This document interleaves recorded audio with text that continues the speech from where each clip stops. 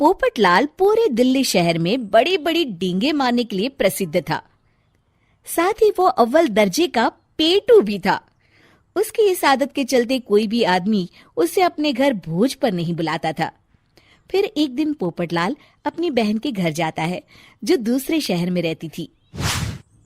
अरे पोपटलाल, बड़े दिनों के बाद तुझे मेरी याद आई।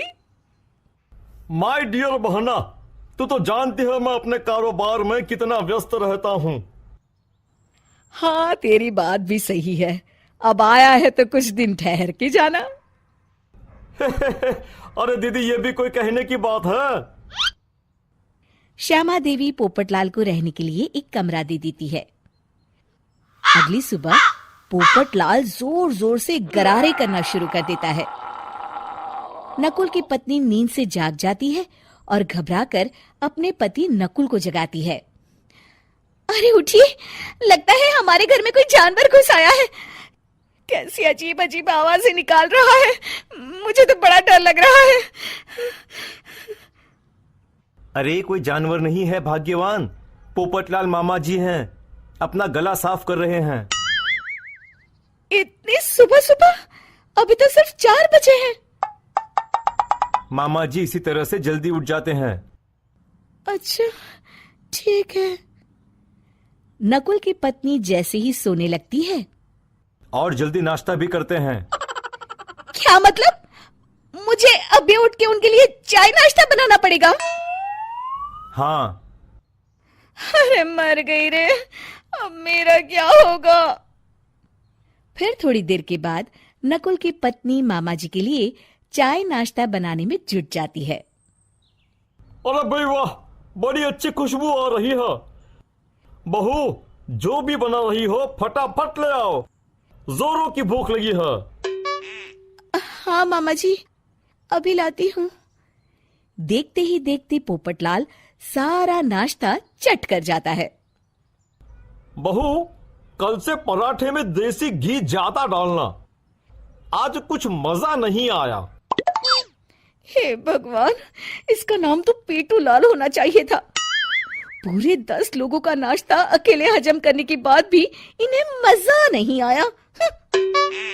इस तरह रोज पोपटलाल सुबह सुबह घर के सभी लोगों को नींद से बेवक्त जगा देता था और हमेशा खाने की उल्टी सीधी फरमाइश करते रहता था। देखते ही देखते गुप्ता परिवार की दिनचर्या अस्त व्यस्त हो जाती है। अरे भाई, खाने का असली मजा तो इस घर में है। अरे माँ, ये पोपटलाल मामा यहाँ और कितने दिन रुकेंगे? ये अकेले इतना खाना खा जाते हैं कि आज राशन वाला मुझसे पूछ रहा था कि अरे भाई, क्या आप लोगों ने घर में हाथी पाल लिया है?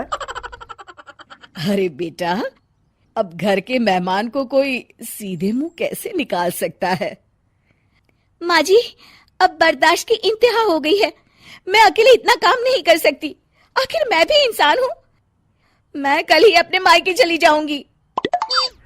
अरे भाग्यवान, हम सबको मुसीबत में अकेला छोड़कर तुम कहाँ जा रही हो? जरा सब्र करो, मैं कुछ सोचता हूँ। अगले दिन एक डॉक्टर साहब उस घर में आते हैं। अरे नकुल बेटा, ये डॉक्टर यहाँ क्यों आया है? अरे मामा जी, माँ की तबीयत बहुत खराब है।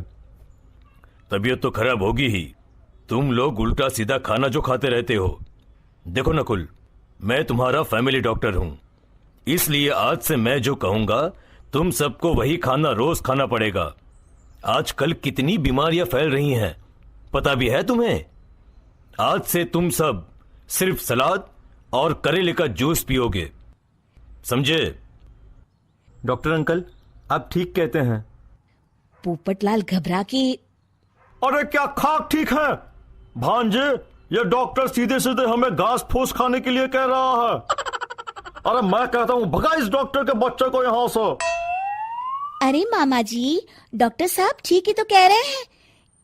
इसी बहाने आपका इतना बड़ा पेट जो बाहर निकला हुआ है वो अंदर हो जाएगा। इस तरह गुप्ता परिवार रोज खाने में सिर्फ सलाद खाना शुरू कर देता है।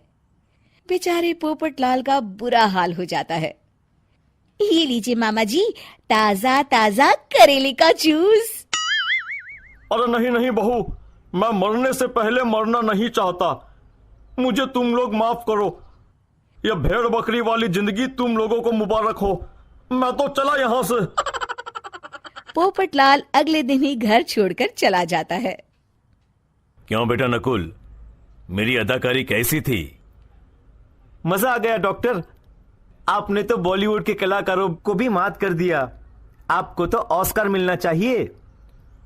बेटा ये थोड़ा ज्यादा हो गया।